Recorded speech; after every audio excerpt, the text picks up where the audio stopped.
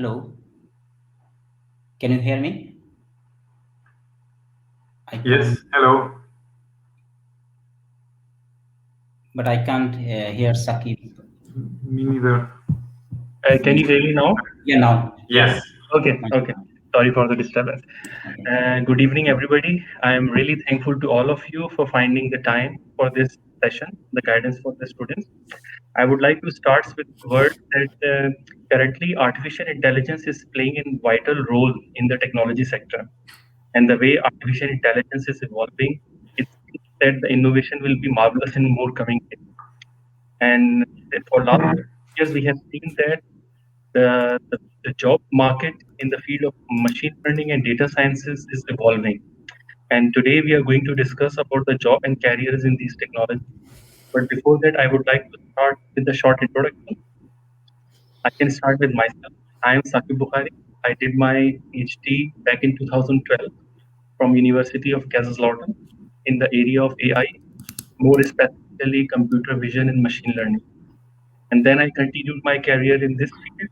I first worked in Insider Technologies and then in DFKI, Development Research Center for Artificial Intelligence.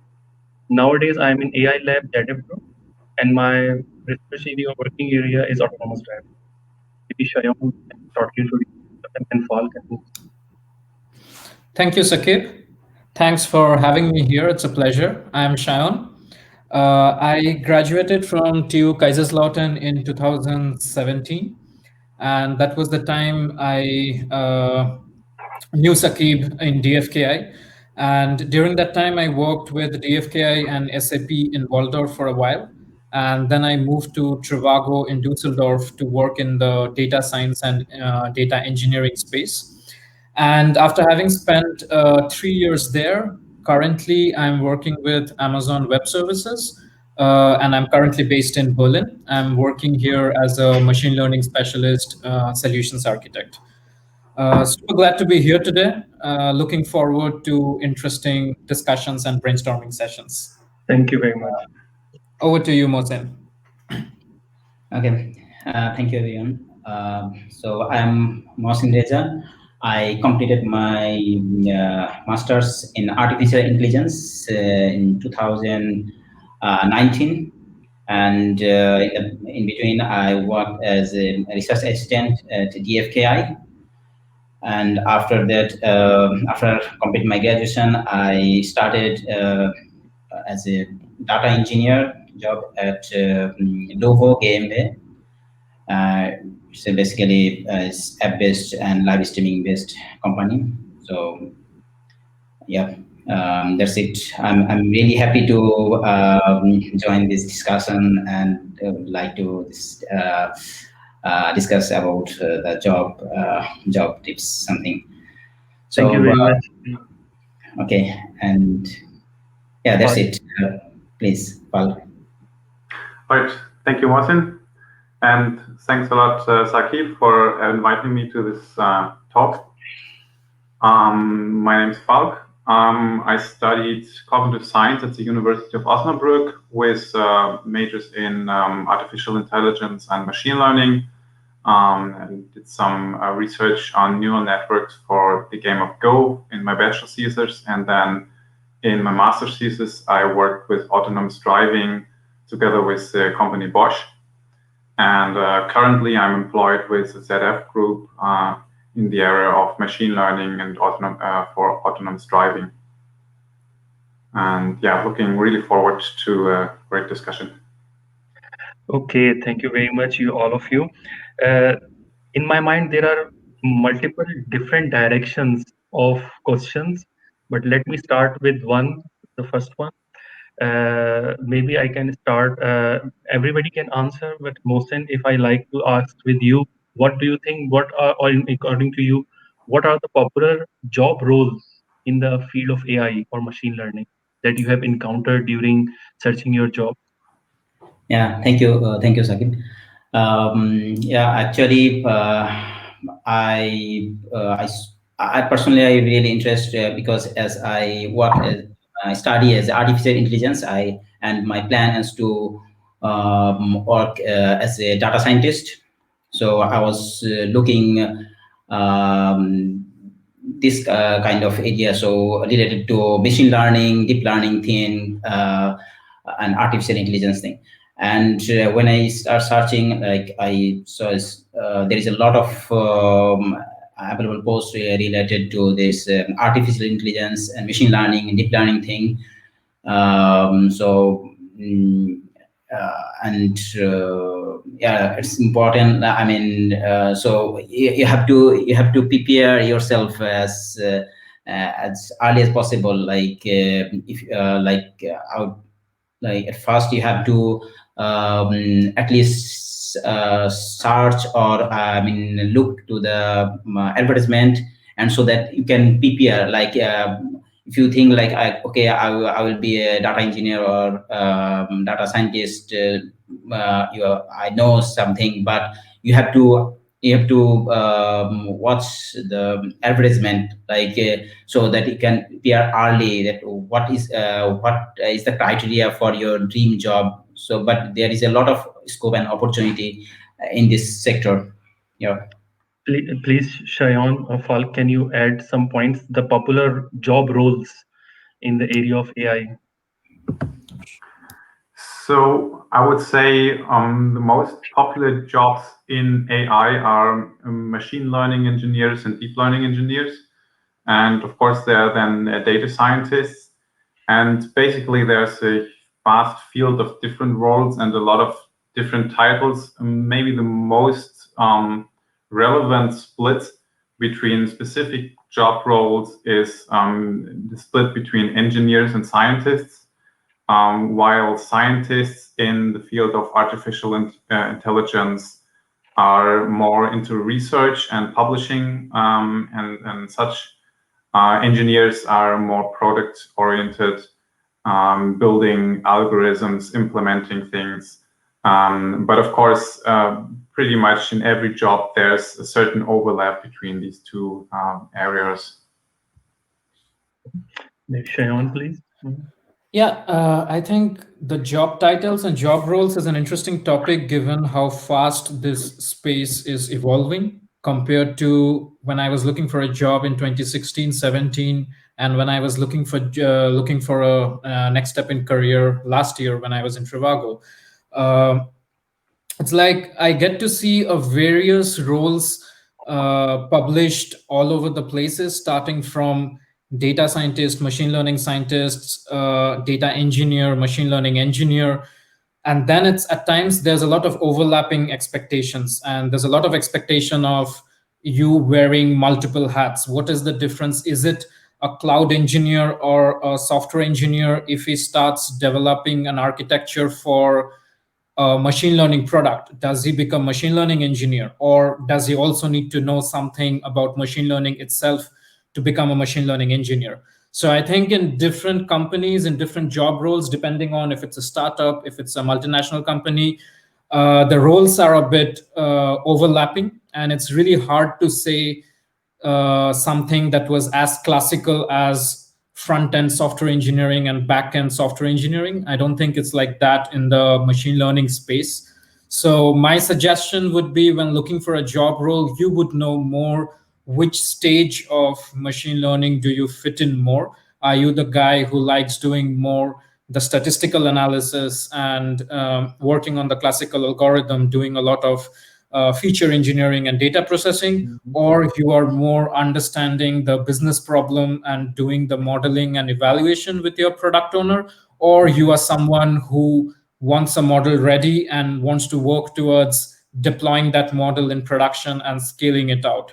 So depending on that, I think there's a lot of overlap. And instead of going by the job title, I would say, since it's so different in every form, it's really good to deep dive a little bit more and see what are the expectations out there.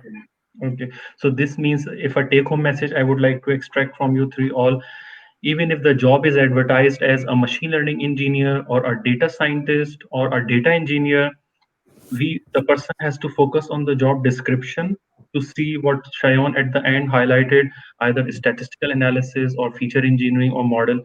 Then depending upon that, one can, because these titles are might be same, but then the description under these titles can identify which job it is. Thank you very much for the first comments. Maybe I can come onto the different directions. We all know there are courses offered in computer science related to artificial intelligence, deep learning, even very deep learning directions. So right now you all are in the field, and you also have gone through the path of the master studies. At that time, what you have studied and what are the other prerequisites you gathered, please highlight this, and also please highlight what do you think were missing when you first enter into the field, or if there is no missing, for example. Anyone can start.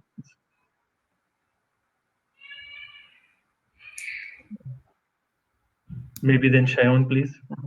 Yeah, so I think the most interesting part is how rapidly the space is evolving, given the fact that when I started my masters at Kaiserslautern, I was focusing a lot on the machine learning courses and the topics, and I did not study machine learning in my bachelor's.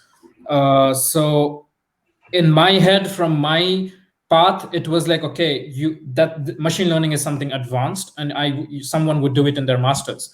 But right now, last year I was guiding out my cousin who is applying for masters in Germany, and he's already done a lot of machine learning courses in his bachelor's. And things are, so for me, the biggest eye opening was after I entered the industry, is whatever was a topic of research 3 years ago, 2 years ago, is now an API, and the company just needs to pay per API call. So if you really want to do research while you are in industry, then you really have to pick on very advanced topics, which may or may not be available in all forms or all companies.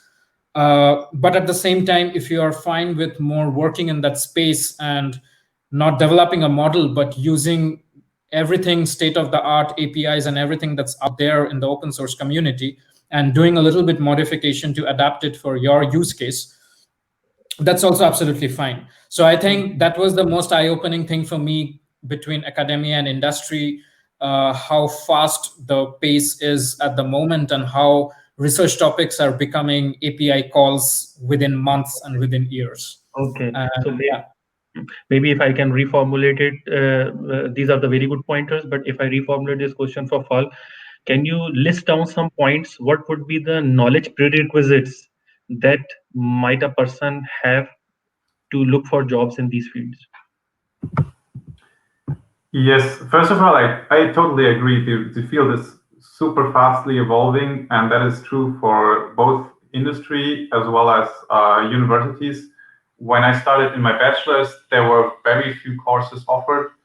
And actually, while I did my master's and after I did my master's, after I finished my master's, there were entire courses of study for machine learning, for artificial intelligence, which wasn't the case when I started studying. But in terms of courses themselves, I would definitely recommend taking a lot of math courses. So you will need a lot of linear algebra and lots of basics in the math field, also some statistics. And then, of course, the programming courses. For now, in the machine learning society, Python is pretty much the top one programming language for machine learning and deep learning, mostly because there's a lot of activity going on in the research area. There's a lot of frameworks in Python which deep learning and machine learning engineers use. And that's why Python is the one language that I would recommend the most. But there are also other languages like MATLAB or R, which offer a nice range of machine learning libraries, and which can also be worked with. Okay, Mohsin, if you can add some comments in this direction. Yeah, I think already Sion and Falk already cover all thing. Already said, like same for me. Like when I started the masters in Kaiserslautern, I was really excited because there is a lot of machine learning course and deep learning course. I was really interested to know that because my bachelor was not, I didn't do anything in machine learning, and of course those are recent trend. So I definitely learned different machine learning algorithm and of course some deep learning algorithm, but it's real it depends on actually where you are working, like so if you work as a research institute or the if your job is related to research, definitely you have to understand, and if you definitely work on the machine learning thing, you have to understand the machine learning algorithm especially, and the lot of math behind it, what Falk already said. So but for me, like now I really don't work too much in machine learning thing, but yeah, sometime I do, and like for small tasks, especially I work as machine learning thing, like machine learning algorithm, decision tree or the cluster thing. And for those, really Python is very good. But for production level, for example, I learned Go language, so it's really good for production level. So, for but Python is very good for our machine learning algorithm because there is a lot of library for that. But it's really depend on what you are doing and which sector you are working. But of course, you have to understand the concept, and everything is related to like math. So you have to understand and very interested about the mathematics thing. Thank you very much. So this means as a take-home message or as a summarized message, I can say this field is really super fast. I can also totally agree with that. And the second thing is this means the mathematics and statistics and Python and these things are the things that together with the coursework, student or people can sharpen their skills in these fields. Okay, thank you very much for this point. Maybe the one more question in this direction, and then I will come back to the interviews and the CVs and other things. Uh, there are some courses in university plus project plus thesis. This is somehow makes the one master studies complete. Can you please also suggest during study if you would like to recommend people that they can also look from online resources, and what would be the other things they can do in parallel even though they are doing major in machine learning or AI with universities assignments and tasks, but is it still there is a room that the person can more sharp or sharpening their skills more through some online directions? Falk?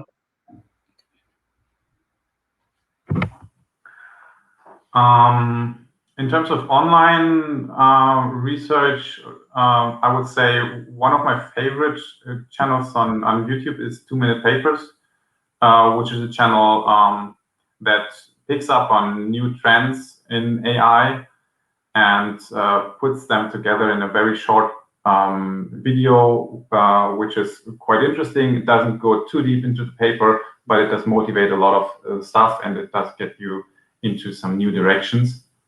Another interesting website is medium.com. There are a lot of researchers publishing like their own work or summarizing the work of others in articles which are fairly easy to read. They can be understood faster than having to read the papers yourself. And there's also many new topics quickly being brought up. So it's not necessary to always dig through papers yourself. Okay, thank you. Shayon?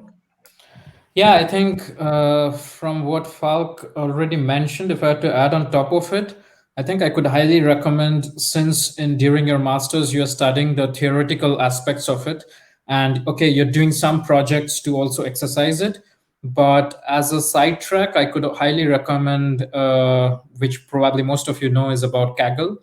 And every week or every month, from time to time, they publish some kind of contest related to machine learning. It ranges across a very wide variety of field. and you could team up with people online and work on small projects. There is no hard and fast rule or commitment that you need to do. But at the same time, you could meet other people, check other people's notebooks, what they are doing, how they are doing, and at times the problems are super interesting. So that's another thing that I could recommend, especially if you intend to go more into the applied machine learning part, where you need to not just know the theoretical aspect, but also what is practically feasible in a given frame of time. So online contests like in Kaggle are also super useful. I could recommend. Thanks. Great.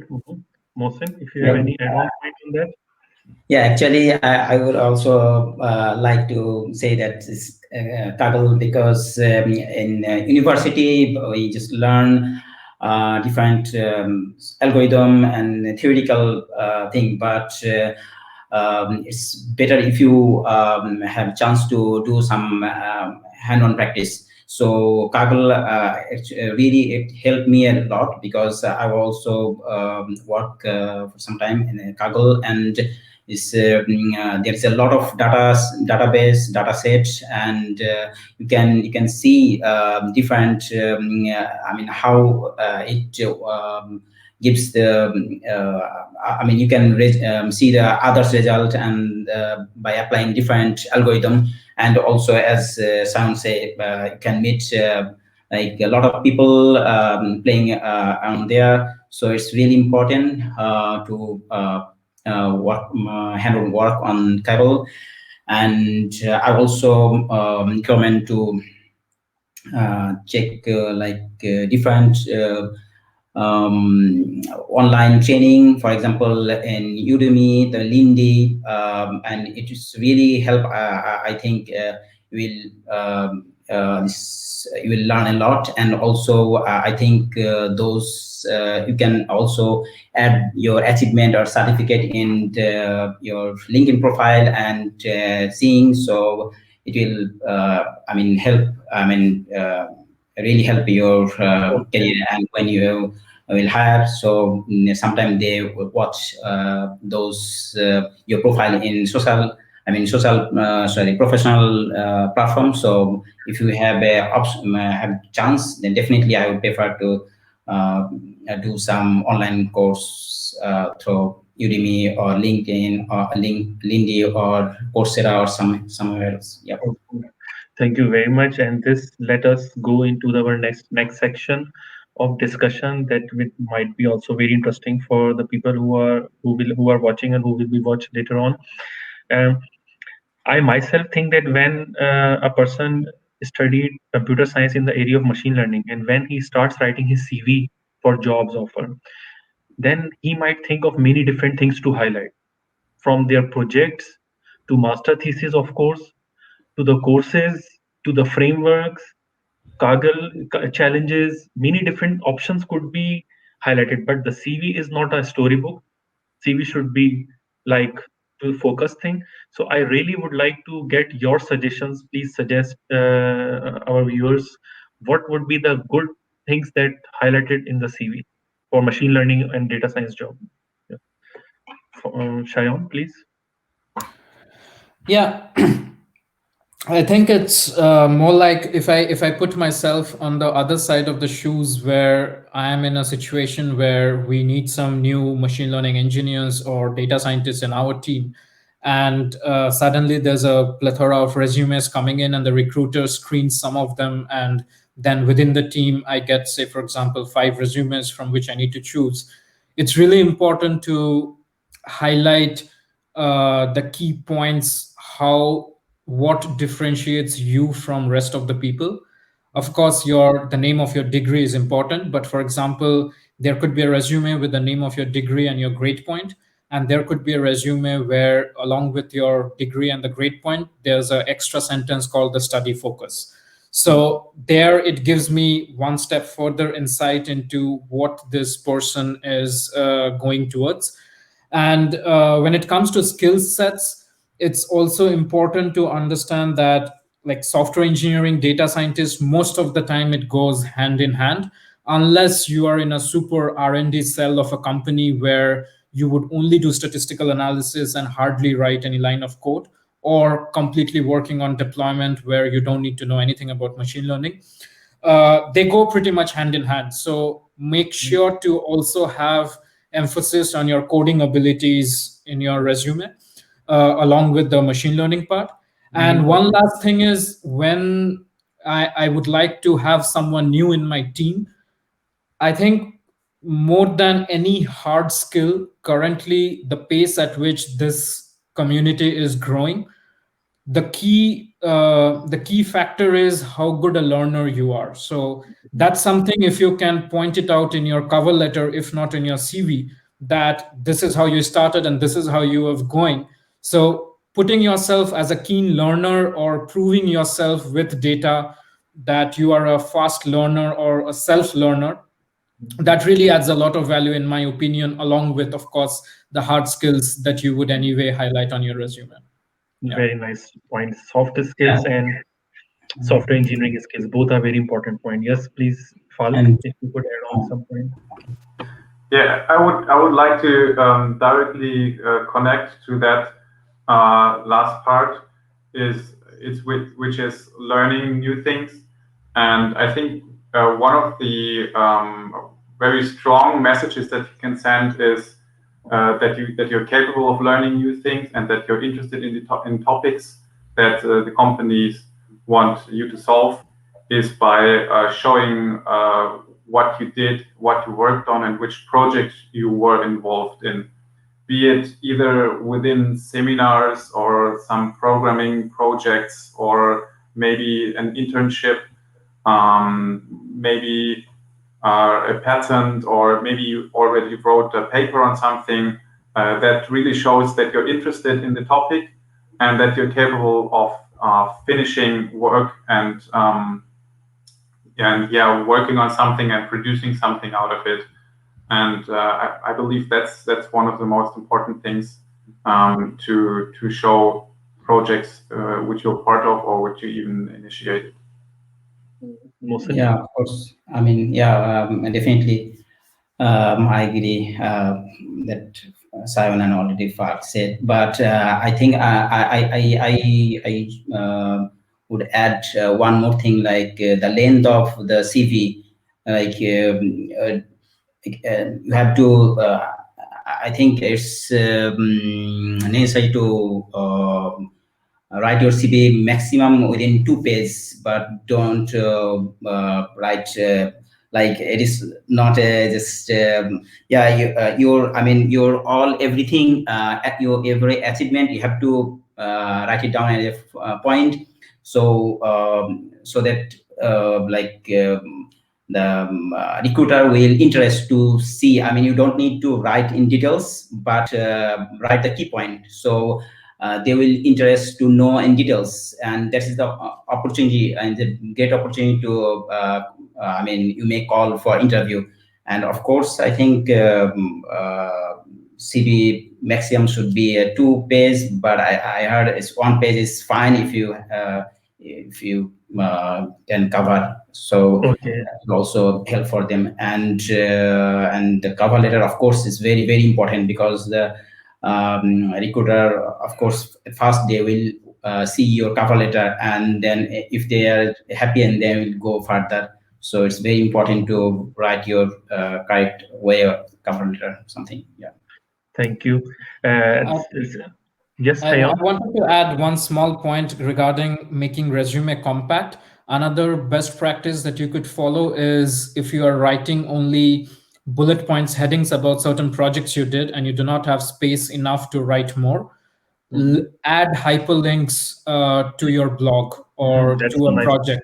Nice. And now that we are not 30 years ago where resumes are on paper, now everything is digital. So if someone is interested, they can go on the hyperlink and go to your blog, or go to your Kaggle project, or link to your, if you're working in DFKI, link to your DFKI department or DFKI project. So that's one thing. And the other thing is also, these days, with the number of applications, there's a lot of automated resume screening processes that goes on. And there you can have an edge ahead if you start writing your resumes in programs like LaTeX instead of Microsoft Word, because what that does is it embeds a lot of metadata onto your PDF resume. So when you upload it into a resume reading software, it automatically takes up all your key points or your key skills, which might not happen in Word. So that's also something to keep in mind when applying for a position where you have a lot of applicants going around. Yeah. Okay, thank you very much for the comments. Falk, you have highlighted also one point that I totally missed in the beginning, but thanks for highlighting. You mentioned about patents, papers, and internships. And I have also spent a good amount of time in academia while doing job there, and I can say that it is hard for every student to get these opportunities, or because it's required. It is also the supervision is also an important rules in that patent and publication especially. So a short comment on that: um, are these things really popped up your CV on top?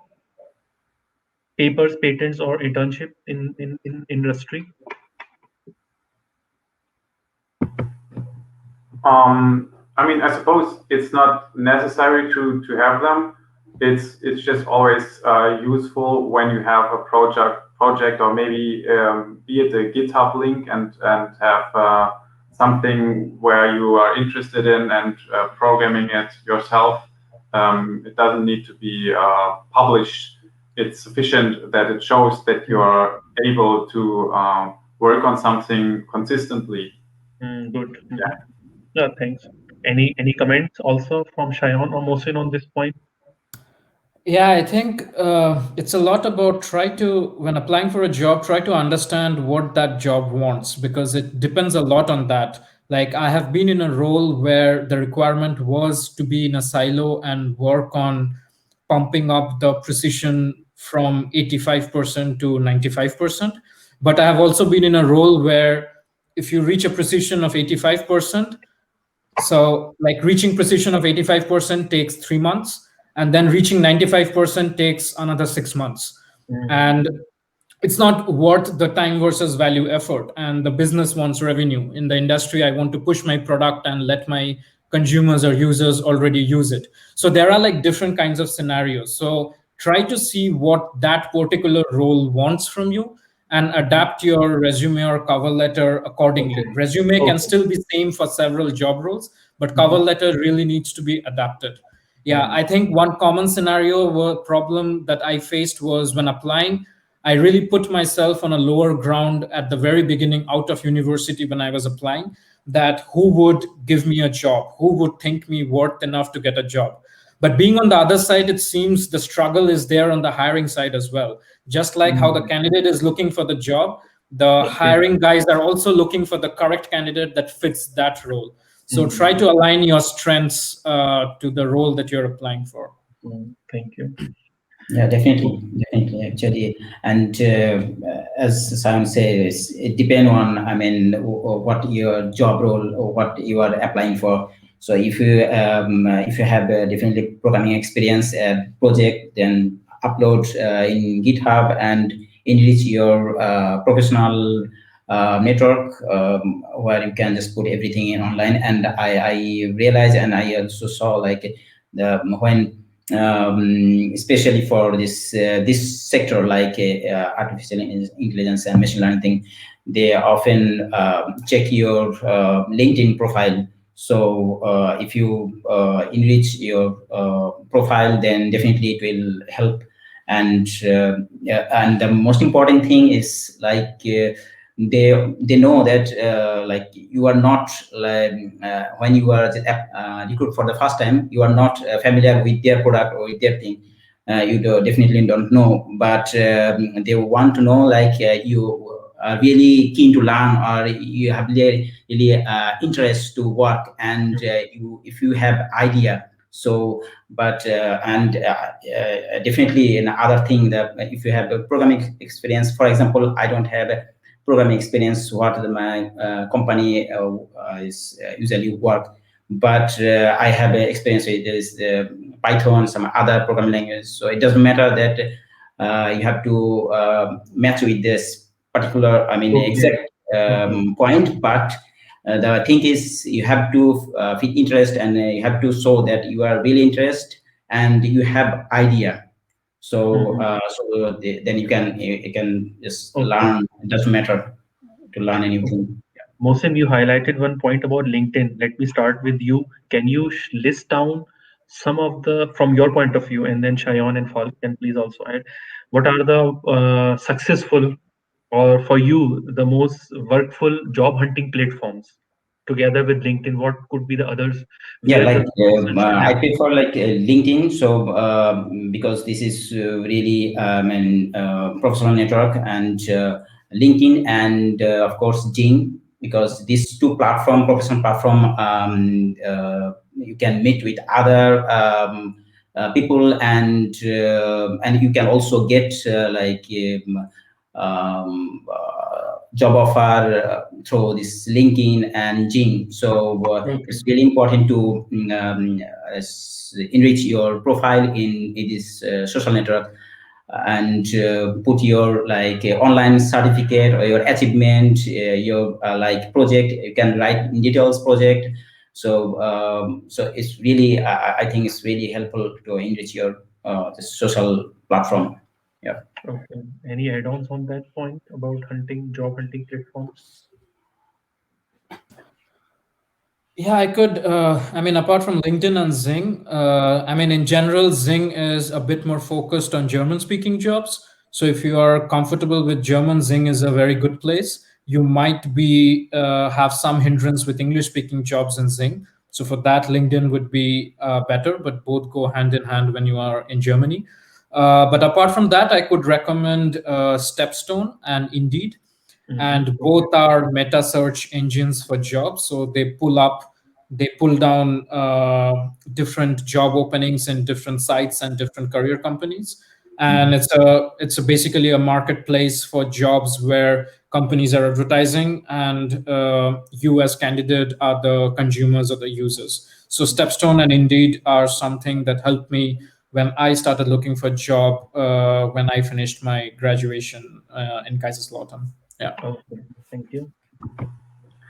Yes, besides Stepstone and Indeed, which I also can recommend, there's also Glassdoor, which I used, and also which an important point in my opinion is there are also companies which don't have job offers listed so broadly, particularly smaller companies.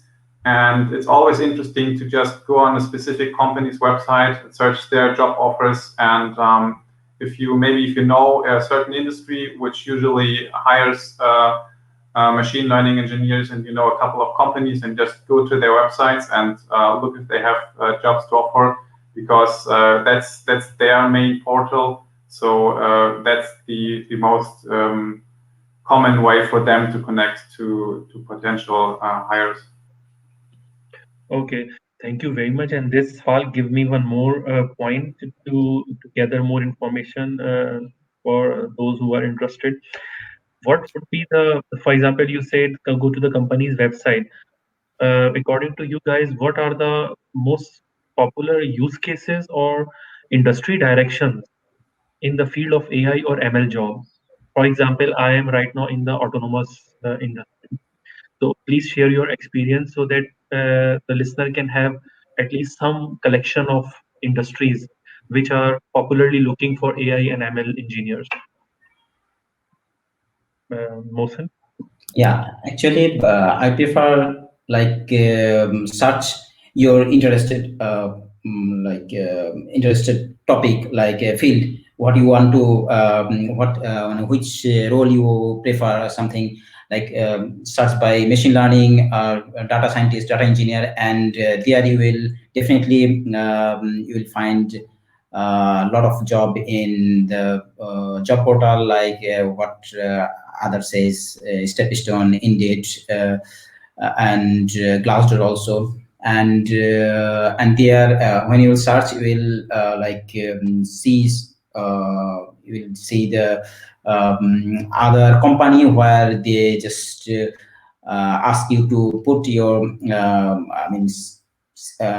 write your CV or create your CV in their site, like I think Bosch or some other, I don't know, but as far I remember, there are some company there. They just have their like Own portals of CVs. yeah, their job portal. So their company specific job portal, especially for big company.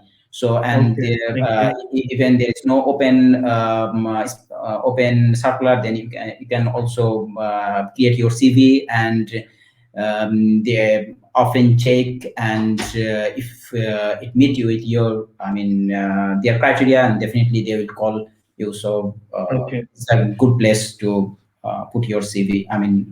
Create your CV in different company where there is their own job portal or something. Yeah. Okay.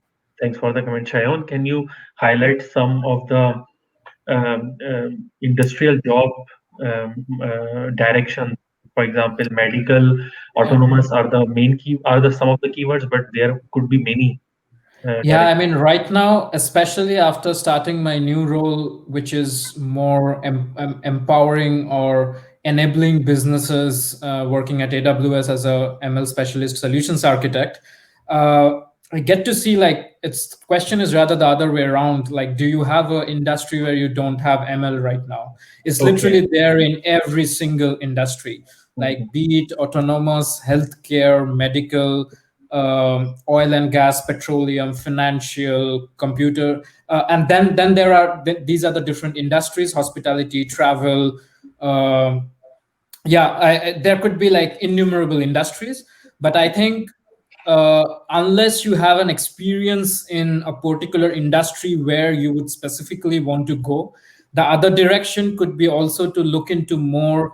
Do I want to go into more computer vision or image processing, or natural language processing, working with text and speech, or work more with tabular data, financial data, and work more with classical algorithm? So that's like another direction to think of, which direction should I go.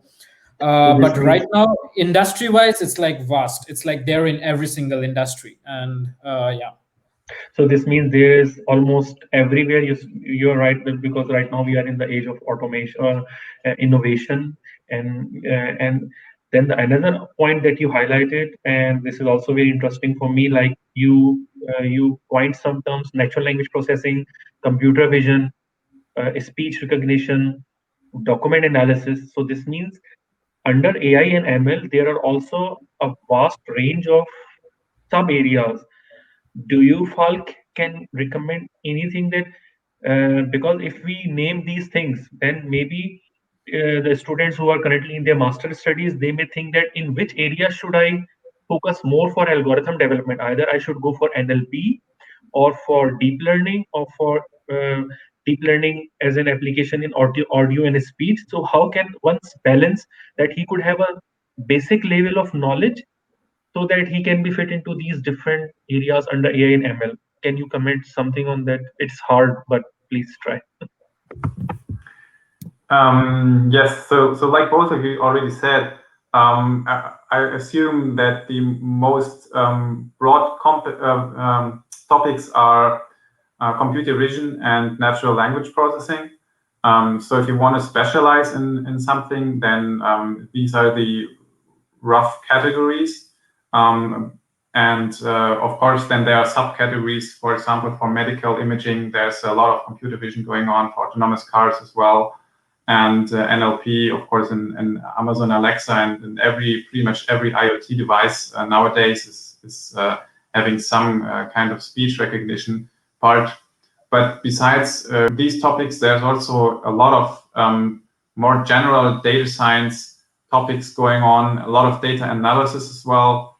And many companies also need people that analyze data and refine data of all kinds of topics, and they don't necessarily have to do with these with computer vision or natural language processing. They could also be time series data or just some project production data, and it will still be super helpful for a company that's dealing with with such data to employ some machine learning on that and then maybe get better products.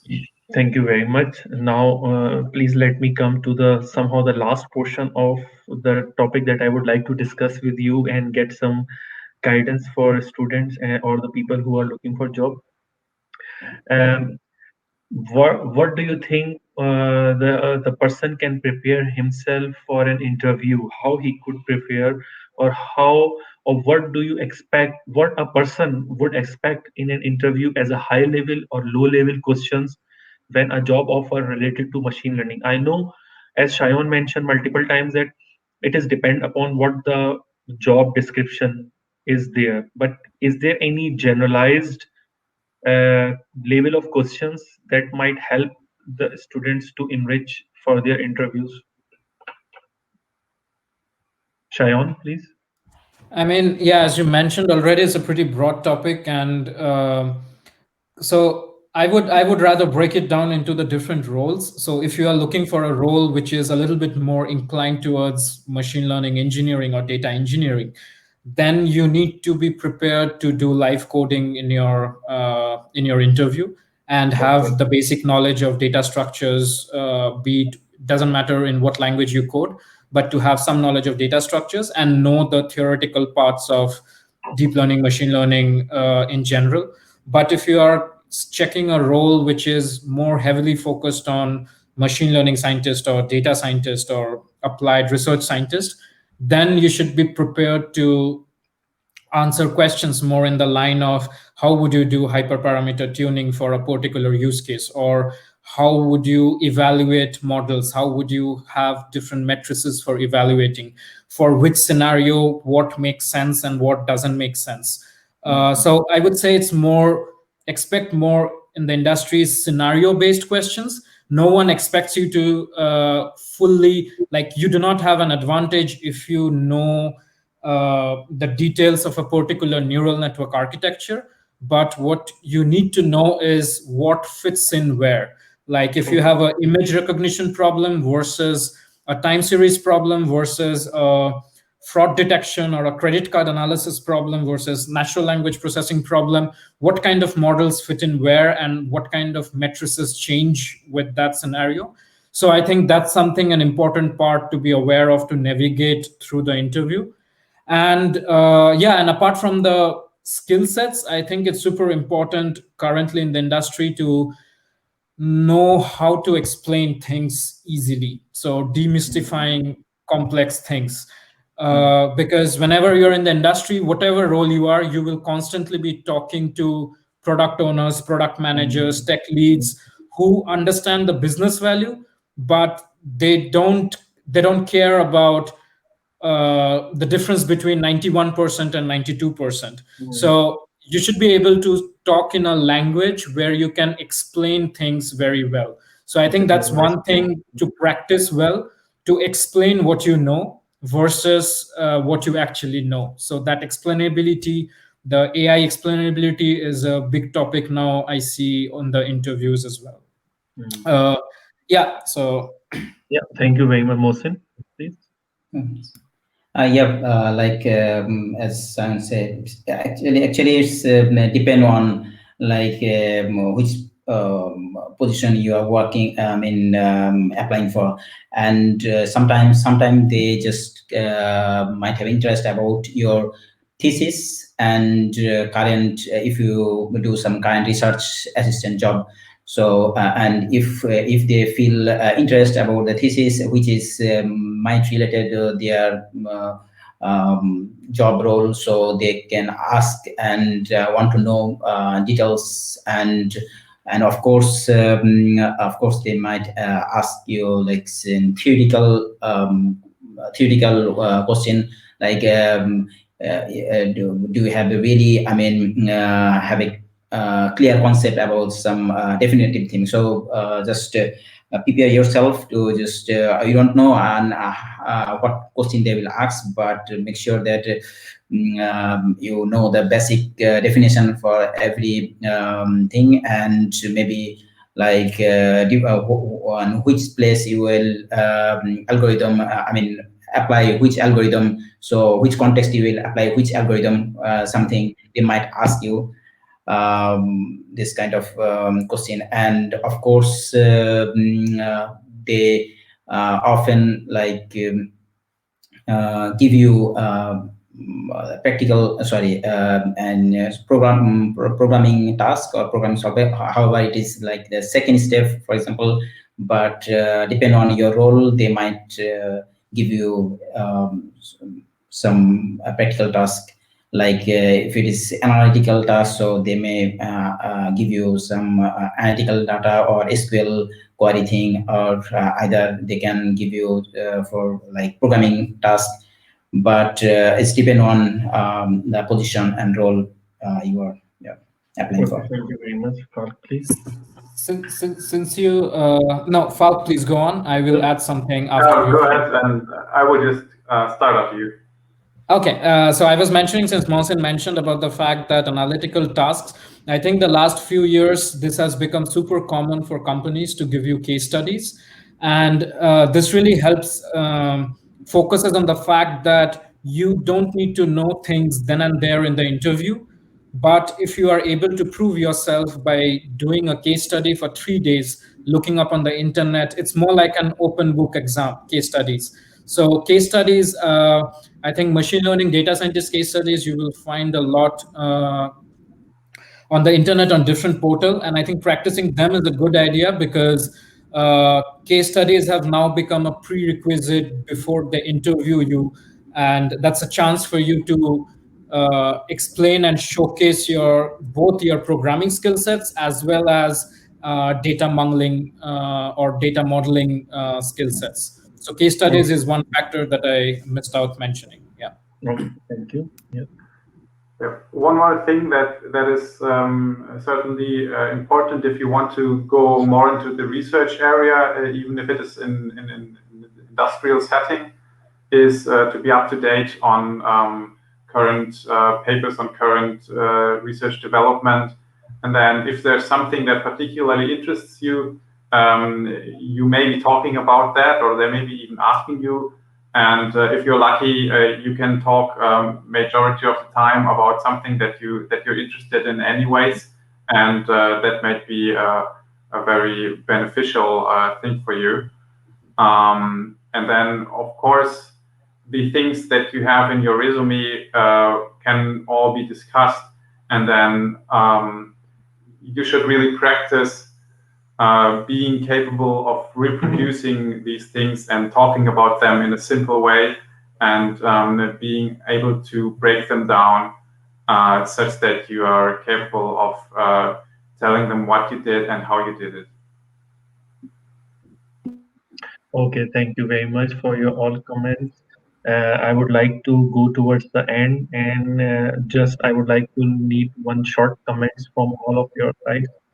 Once in a field of AI or data learning in job, how a person can keep himself motivated or rolling in the career path? Because when you look the other fields, for example, as an academia lecturer, assistant professor, associate professor, professor, for example.